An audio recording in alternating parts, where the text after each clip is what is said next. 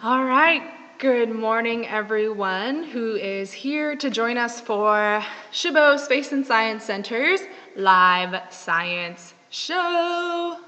Woo. Good morning, welcome.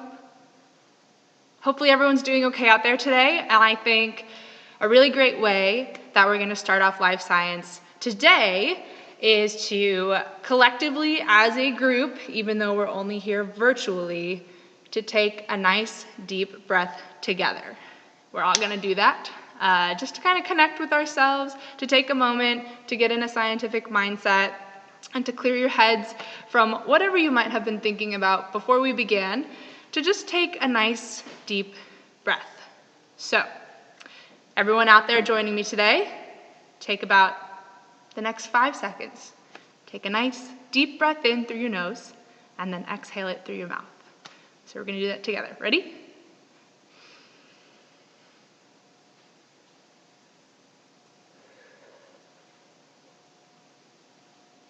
Feels pretty good, right? Yeah. So as we clear our minds and we get ready to think about some science today, remember that this is our live science show. What that is me, Haley. I'm a science educator here at Chabot Space and Science Center. I'm going to walk you through one interesting scientific demonstration of a cool phenomena of science. So that's like a scientific happening or way that science works. And then what we're going to do is we're going to ask you, our audience, to help figure out the science behind what's going on. So are you ready to be scientists with us today and to try to make your best guesses of what you think can explain what you see or maybe what you hear happening today? Hopefully so. Now, before we get into that demonstration that we're going to do today, you may notice that I am here at Chabot Space and Science Center. I'm actually in our Going the Distance exhibit, and behind me we have our beautiful galaxy wall. Now, during this time, Chabot is not open to the public because we are working on a grand reopening plan to bring really cool stuff, really exciting exhibits to you in the spring. So during this time, we are doing a lot of hard work behind the scenes to bring you cool, free virtual programming, such as our live science show, and some of our other virtual programs that happen in the evenings and on the weekends. If you would like to support us in our mission to continue providing science to you in your homes during these times, feel free to click the donate button if you're on Facebook, or head on over to our website at chabotspace.org and click the donate button there.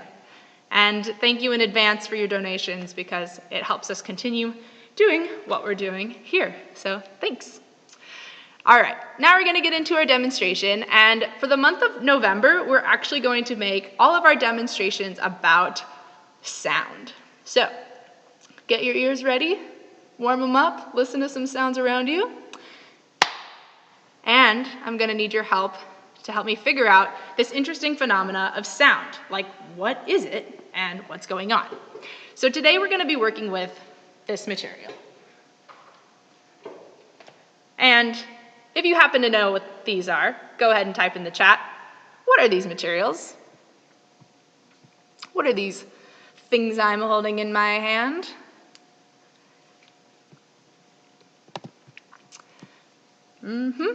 These are rubber bands. And rubber bands we might typically use for, I don't know, tying things together, keeping things wrapped up so that they're all in one bunch, or maybe we use them to annoy our siblings and fling them across the room. But today, I was curious if we think there's a way that I can use this rubber band to make some sound. Now, if you have an idea of how I can use a rubber band to make sound, go ahead and type it in the chat. And we'll explore these rubber bands and see if we can get them to make sound right now.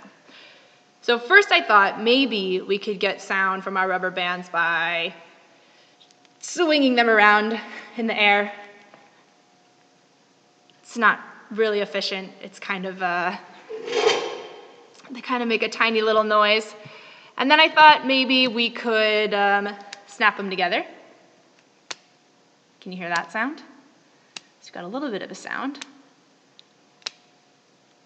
And if we have any other ideas, feel free to let me know. And then I thought maybe we could flick it like this. Do you hear any sounds now? Maybe if I try a different rubber band. So I'm hearing a little bit of a sound. Are you hearing that sound with me? So I'm getting this rubber band to make a little bit of a sound like this, and not so much like this.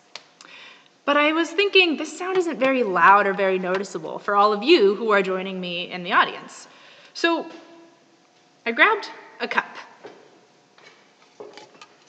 So I have a cup, and I have a rubber band. And I was thinking, do you have any ideas of how I could combine these two objects together to make this sound louder? What do you know, or what could this be like, something maybe you've already seen? How can I take this rubber band and this plastic cup and combine them to make a bigger, better, louder sound for all of you, my audience? I'll give you a few seconds to type into the chat any ideas you might have. How can I combine these two to make a bigger, louder, better sound? Makes sense.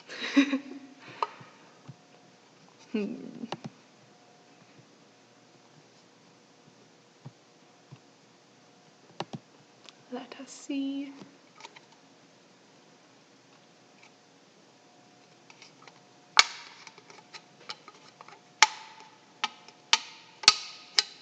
If I wrap it around the bottom, I can make a louder, I don't know what kind of sound this is, high-pitched, kind of a tinny sound. If I pull it against the cup, it gets kind of a sticky sound. If I hit the two together, it's not a very good sound.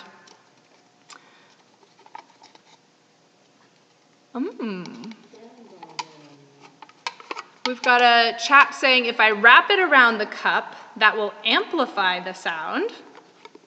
It's a very good idea. Any other ideas?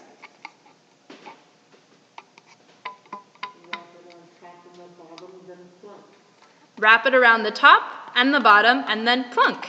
And let's try it. So we've wrapped our rubber band around our cup, around the top and the bottom, and then we can plunk it. And can you hear that sound a little bit better?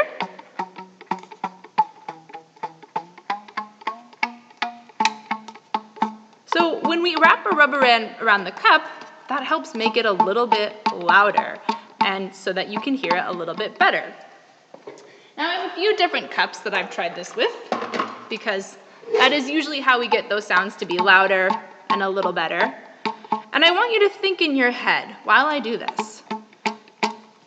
Why is it that when I pluck this rubber band, that we're actually getting a sound out of it? What's causing this sound to be louder or to even form in the first place? What's the action that I'm taking? And what's the effect of that action? And how is that making sound? So we have this cup we can listen to.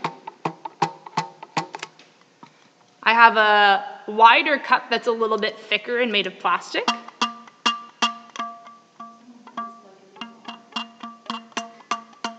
Yeah, someone said this is similar to a guitar, which is pretty much the same way. There's vibrations happening. Let's see, I've got a teeny tiny cup. That one's a little higher. Friction? Maybe there's friction. There's vibrations happening between the rubber band and the cup. Now we have these different cups and they all sound slightly different. But it's all based around the same concept, which all of you are hitting pretty right on the head. So, we are talking about sound. Now, sound is created by vibrations. These little vibrations that are happening in the air around us. So when I pluck the end of a rubber band, that rubber band is creating vibrations, and it's sending those vibrations out into the air around us. Now, we're going to look at a bigger example. I've got my big box with me right here. Now, this is the same concept, but I want us to listen closely to the sounds that we're hearing as I strum these big rubber bands on this big box. And I want you to think about maybe what you're hearing and why. So if we pluck the first one, second one, third one, what do you notice about those three sounds?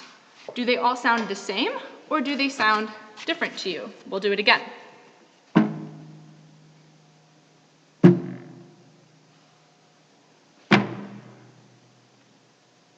What do you notice? Same, different?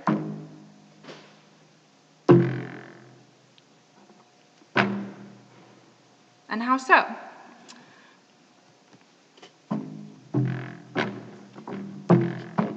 To me, they sound very different. And I want you to think about what is different maybe in this box or in these rubber bands that might cause them to sound this way. And I'll give you a few minutes, a few seconds to type into the chat. Why do you think these rubber bands sound so different? Red, green, and blue. One is higher, one is lower. Red is the highest. Blue is the lowest. Green's kind of in the middle. Size of the rubber band. The size of the rubber band might have something to do with it.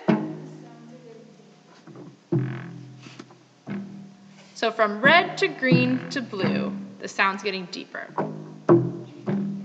It's changing pitch. And pitch is a good word for the type of sound that we're hearing. It's kind of like the note that we hear. So this strum, this vibration we're creating, is changing pitch from red to green to blue. And if I were to take these off the box, you may notice they are all different types of rubber bands. So our red rubber band, our green rubber band, and our blue rubber band, what do you notice about these three rubber bands? What's different between them?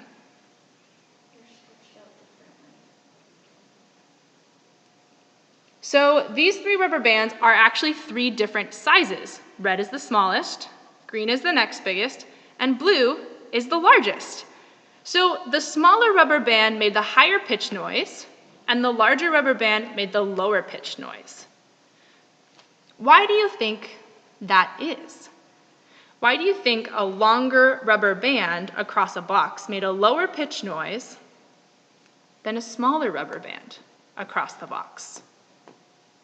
What does that have to do with the vibrations that we hear to create those different sounds and those different pitch notes?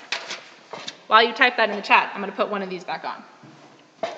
Why do you think these different size rubber bands make such different sound notes or different pitches? Yes, these are really big rubber bands. If you can find these, they're like trash can rubber bands. If you ever want to make a big demo like this at home, get some trash can rubber bands. They're pretty fun. All right, so while I get this strung around the box, let's see if we have anybody. Blue one vibrates bigger waves. All right, so we have a guest saying that the blue one vibrates bigger waves. So in reverse, does that mean that the small one would vibrate smaller waves? Is that what we think? It's like in the guitar string, how you tighten it, the more tighter, the higher pitch. Yes, this is exactly like a guitar string. When you tighten it, the higher the pitch. So a smaller rubber band around the box is tighter, which creates a higher pitch sound. And a bigger rubber band around the box is looser, which creates a lower pitch sound. So if I take my medium-sized rubber band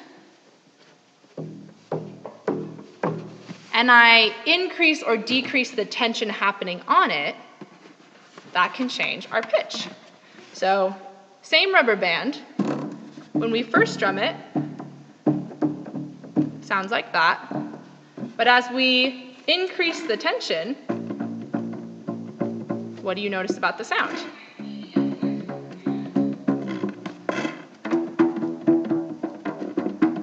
And vice versa. When I loosen it out, what do you notice?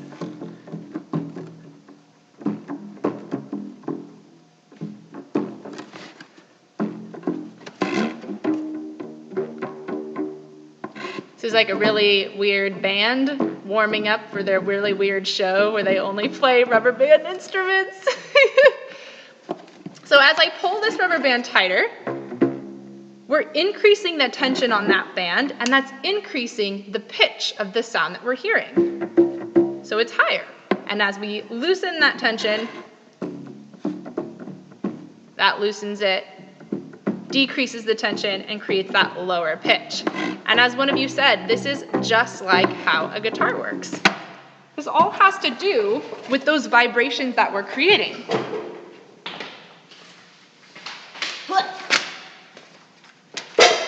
When we make a sound, we are snapping a rubber band or whatever in our demonstration today. As we snap a rubber band, it's creating movement. And that movement and that energy from that movement is actually being sent outward. It doesn't stay in the rubber band, the energy travels. And it travels to the air molecules surrounding it. Because air, even though we cannot see it and we can barely feel it, is a medium.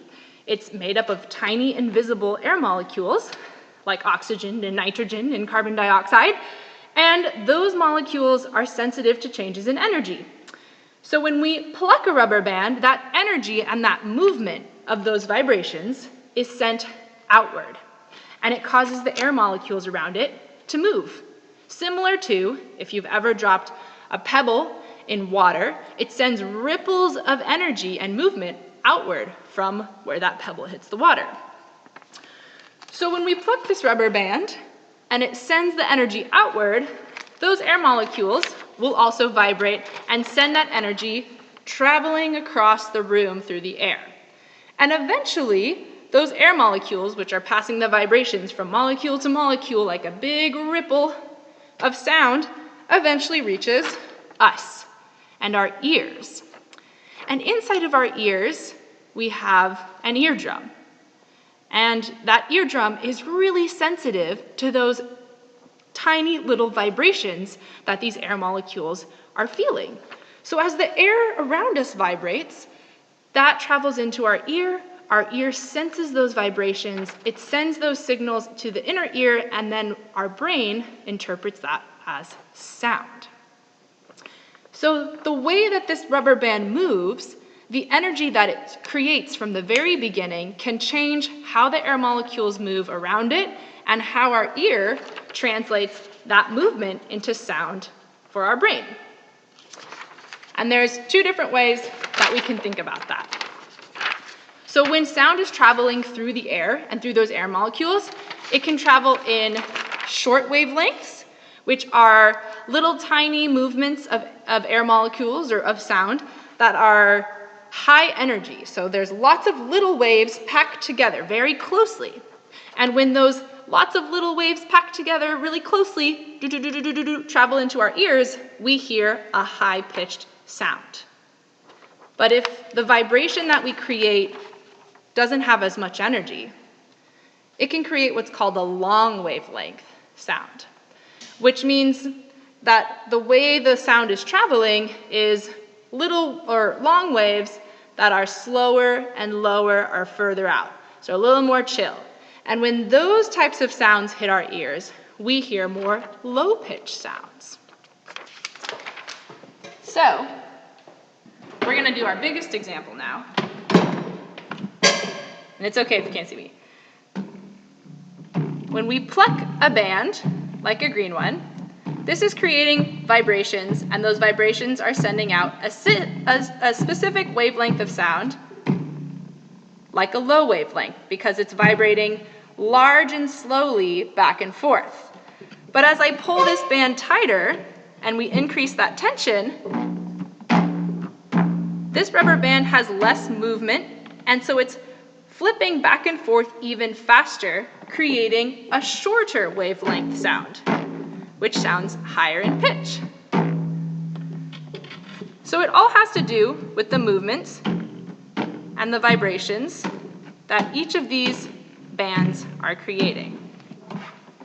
And as some of you said, this is similar to, where did it go? Guitars. I don't have a real guitar, but we have a ukulele. This is the same concept. When you strum something like a ukulele, that band is vibrating back and forth, and that vibration is being sent outward and into our ears. Is there anything else you can think of that works kind of like this? Sound that's caused by a vibrating string or a vibrating chord? Think in your head, let me know if there's any other examples you can think of something vibrating back and forth. Michael says with the rubber band in the box and the whole box is vibrating, agitating the air, and it's hitting back. Yeah. So this is similar to the box we had, but instruments like guitars or ukuleles are built specifically in a way that amplifies the sound as much as it possibly can. So you have several strings strung across the board of the instrument, and so they're held above it. And what happens when you pluck a string is that vibration actually bounces into the body of the instrument, and the air molecules inside help amplify that sound outward. But as we change where we push on this ukulele string, you can also see that its pitch changes as well. Similar to a banjo, all string instruments have this similar concept at play. So string instruments are a way that we see this phenomena happening naturally. We also see it in the drums and the piano. Yeah, so these are similar ways. Pianos, you pluck a key, it hits a string, and that causes the string to vibrate. And the piano itself is kind of like the body of a guitar. It helps amplifies out that sound to make it louder, to make it echo through the room. Pretty wonderful. But we also have something inside of us. You all have an instrument inside of you that works the same way. So right now, at home, I'm going to challenge you to take your hand, place it gently on the front of your throat or lower down, wherever's comfortable for you, and do a little humming. Hum a little song or a little tune.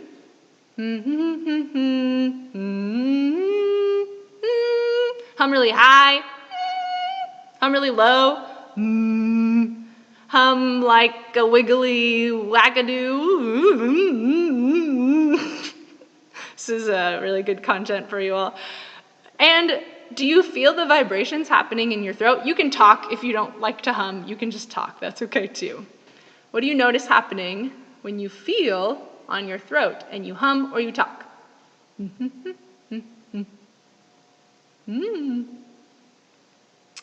I know that I can feel the vibrations. I can actually feel the vocal cords inside of my body vibrating. They're moving a little bit. And when I hum high versus low, I can feel that vibration changing. It's not the same feeling to my hands. And that's because our vocal cords are very similar to these rubber bands. When we hum high-pitched notes, we are stretching our vocal cords out to create a higher pitched sound.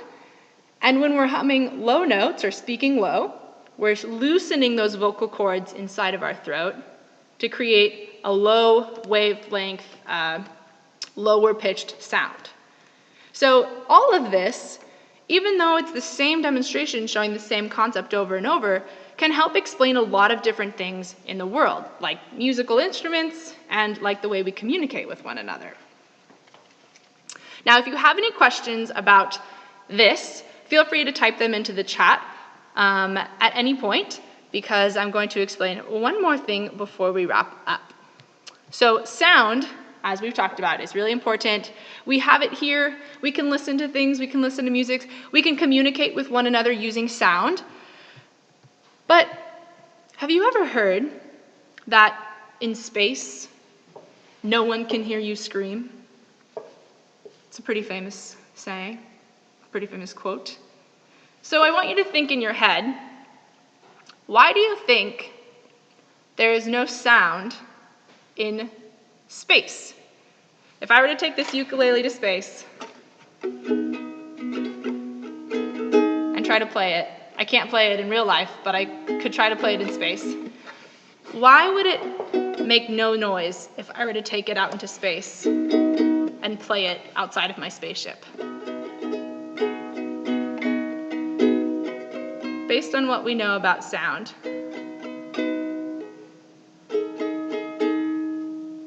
I want to see if anyone has a good guess. Why is there no sound in space? I'm going to stop playing this really badly, unless I'll do one of these.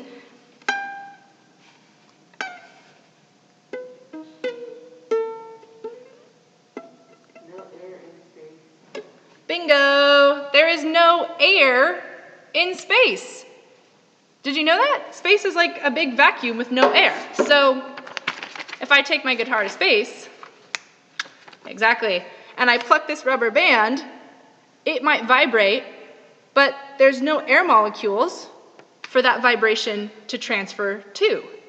There's no air molecules around it. There's no medium for sound to travel through to eventually reach me and my ear. So when you hear them say that there's no sound in space, that's what they mean. There's no air molecules or medium for sound to travel in. However, there are other types of sound happening in space that scientists, like scientists from NASA, can detect. They can listen to sounds like what a planet might sound like or what a satellite might sound like. But those are not regular sound waves like the ones that we're seeing here, because these sound waves are based on pressure. And here on Earth, with our atmosphere, we have pressure. Out in space, they can only detect special sound waves called electromagnetic waves. And those are waves that are in the electric field or the magnetic field.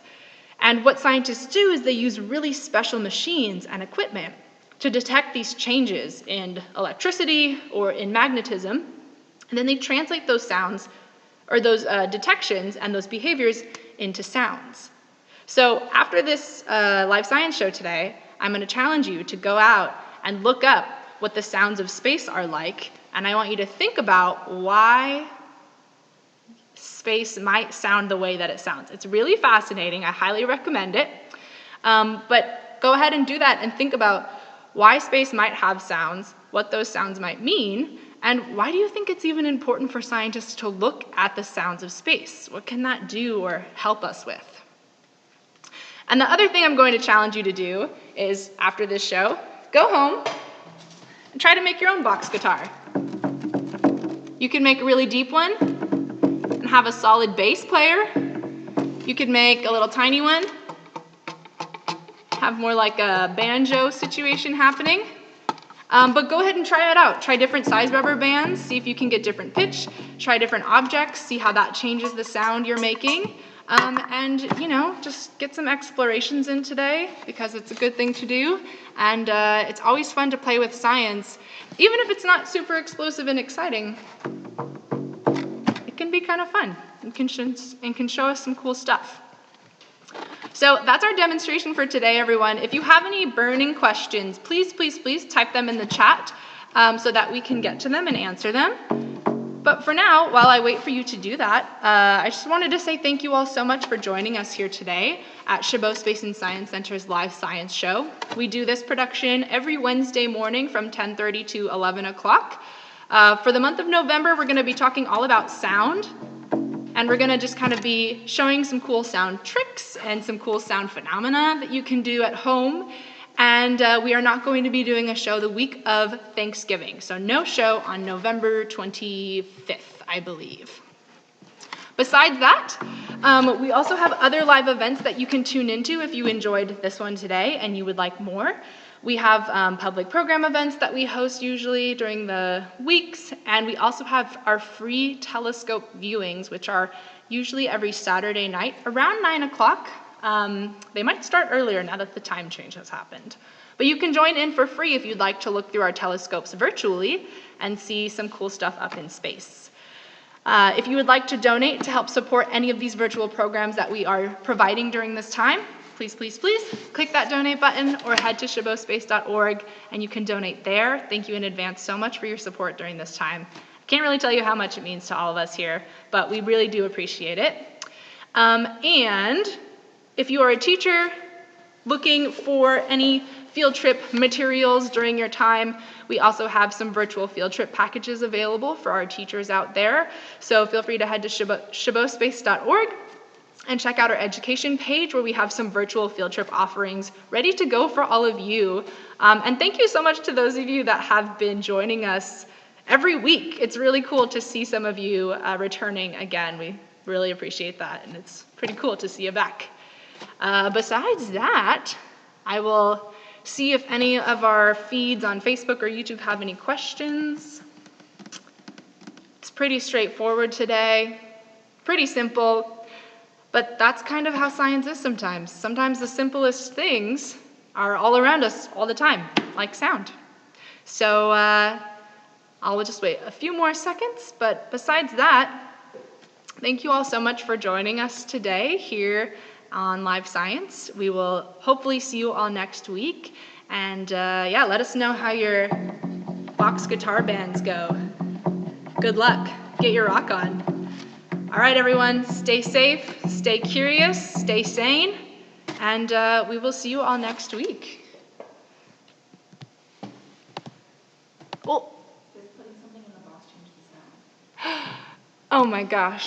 Last minute question. Does putting something in the box change the sound? I think it must be like blankets and drums. What? They put blankets and drums to it. Oh, great question. It's like when they put blankets and drums. So I have my lab coat, which I didn't wear today because we didn't need to, but I'll put it in here and we'll see if it changes the sound. Really good idea here. All right, so now we have my lab coat in here.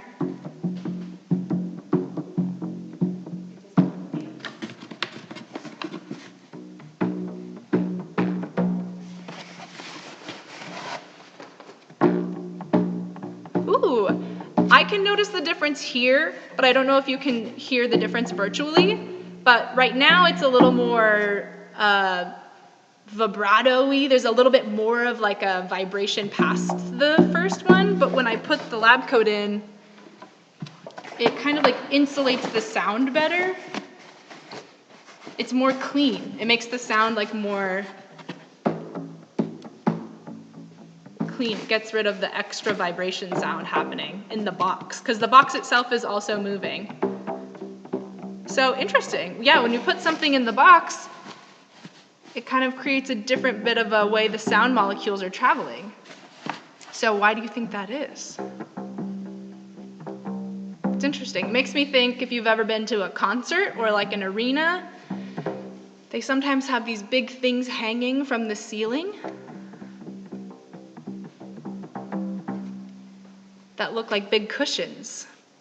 And that helps change the sound somehow. So good question. Some interesting things to think about. All right. Well, I'm glad we could catch that last minute question. Lately we've been logging off and then we get like 3 more. But Muffles or absorbs the sound wave, or does it? So the lab coat may muffle or absorb the sound wave, which I think is probably that sounds right to me. I don't actually know, that's why I'm asking all of you. But it seems like this lab coat, it's softer, there's a lot more spots and nooks and crannies for air molecules to kind of get trapped in, so it is probably absorbing some of that vibration, so it's causing it to be less echoey as it comes out. Interesting. If you make a box guitar at home, extra challenge, try to insulate it to do this. See if it makes a difference for you. All right, friends, it is 11 o'clock. We don't want to keep you too much longer. So thank you all so much for joining us. I'm Haley here at Chabot Space and Science Center. Like I said, stay safe, stay curious, stay sane. We'll see you all next week. And, keep doing science. We'll see you soon.